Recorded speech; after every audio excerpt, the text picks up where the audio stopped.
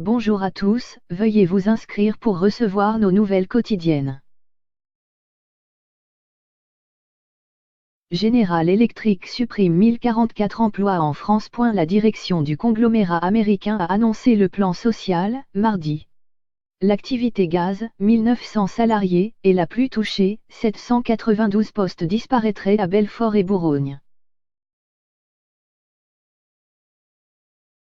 La direction de General Electric, GE, a attendu, comme prévu, le lendemain des élections européennes pour confirmer la nouvelle. Elle a annoncé, mardi 28 mai, qu'elle envisage la suppression de plus de 1000 postes en France, sur 16 000, en plus des quelques 500 départs déjà négociés en France dans le cadre de ruptures conventionnelles collectives et de plans de départ anticipés à la retraite.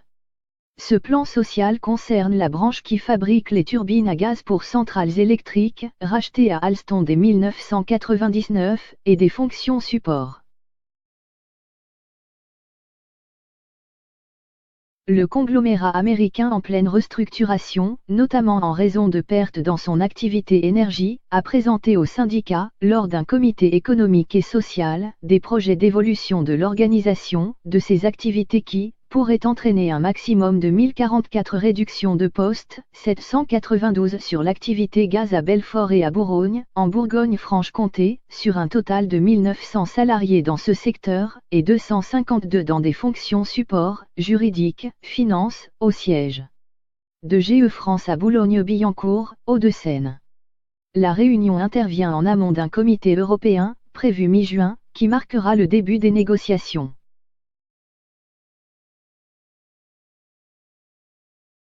Article réservé à nos abonnés. Lire aussi: inquiétude grandissante du gouvernement à propos de l'usine General Electric de Belfort. Le gouvernement s'y attendait. Mais cette annonce intervient après d'autres déconvenues industrielles récentes, reprise chaotique de l'acierie d'Ascoval de Saint-Saulve, Nord, liquidation judiciaire attendue de Whirlpool Amiens, fermeture annoncée de Ford Blanquefort, Gironde, et des papeteries Arjowiggin dans la Sarthe.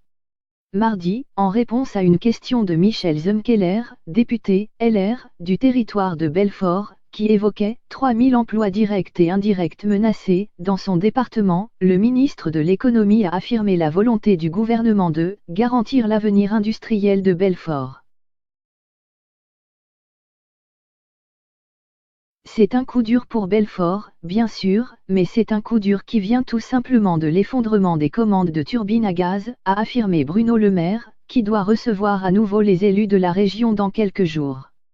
Nous veillerons à ce que chacun des salariés bénéficie d'un accompagnement personnalisé, a-t-il ajouté, en rappelant plusieurs pistes de diversification, fabrication de composants de moteurs d'avion dans le cadre de la coentreprise CFM International réunissant GE et Safran, activité nucléaire d'EDF, grand carénage, démantèlement de centrales, centre de test pour une filière de l'hydrogène.